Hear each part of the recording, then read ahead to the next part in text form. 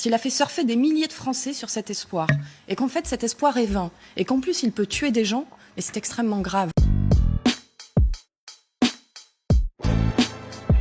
Mais la responsabilité qu'il endosse, je ne sais pas s'il en a la mesure, la responsabilité qu'il aura à endosser après coup, après crise, quand on aura le fin mot de l'histoire, s'il a fait naître un espoir, s'il a fait surfer des milliers de Français sur cet espoir, et qu'en fait cet espoir est vain, et qu'en plus il peut tuer des gens, et c'est extrêmement grave. Et je pense que ça causera du tort à toute la communauté scientifique, et il ne le mérite pas. Il y a beaucoup de chercheurs qui travaillent, y compris sur d'autres médicaments, sur d'autres processus qui pourraient éventuellement apporter des réponses. Si vous voulez bien, on aura l'occasion. J'ai un immense respect. Je vais permettre une réponse. Je termine. J'ai un immense respect pour la recherche, et je ne veux pas que ce soit tel qui en sortent abîmés parce que l'un aurait fait une séquence de communication malheureuse.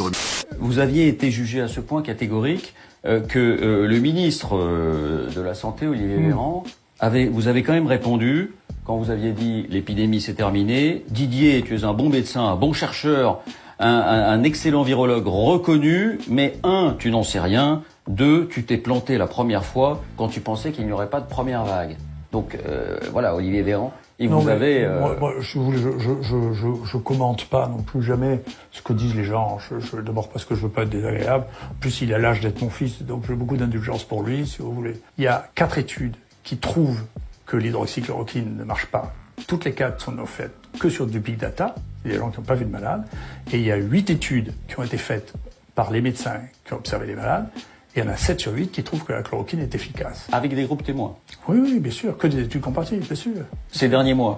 Oui, mais depuis quand voulez-vous que ça a commencé cette année, quand même. Donc, mais pourquoi vous n'avez pas mené une telle étude? Avec un groupe témoin, et avec un placebo, et puis avec un groupe que vous traitez avec votre traitement? Mais parce que moi, écoutez, je vais vous dire, encore une fois, vous ne pouvez pas comprendre ce que je vous dis. Donc je vais essayer de vous le dire.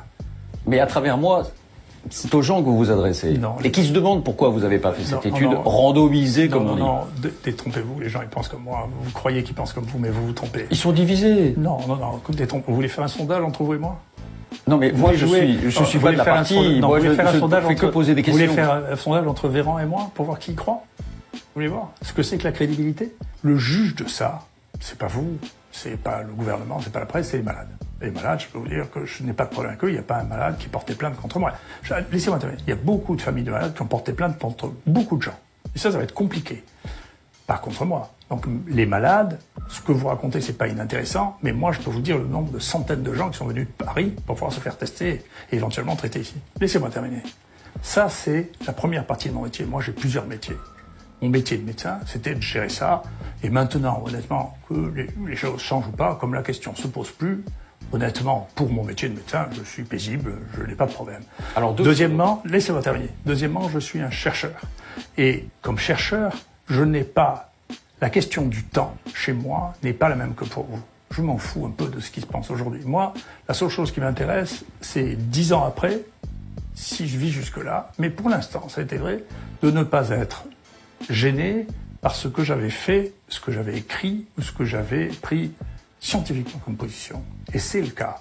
Donc pour l'instant, je suis très serein avec moi-même. Moi, je cherche l'estime de moi-même. La vôtre, je m'excuse. Je suis content si vous me trouvez très bien, mais en réalité, ça change pas ma vie. Vous voyez. En réalité, l'estime que j'ai de moi, bien entendu, je suis un stoïcien. La seule chose qui m'intéresse, c'est l'estime de moi-même. Donc sur le plan scientifique, vous savez, l'estime. Je vais vous dire une des choses qu'on a découvertes ici. On était les premiers à utiliser les épidémies du passé, la peste, les premiers au monde. Ça a été un conflit de 15 ans. Pendant 15 ans, les gens disaient qu'on s'était trompé, qu'on avait contaminé, que c'était pas vrai. Maintenant, tout le monde utilise notre méthode, tout le monde est d'accord avec nous. J'ai la BBC qui est venue ici me dire que je mentais. Qu'est-ce que je m'en fiche? Vous savez que ça me touche? On joue pas sur la même distance de temps.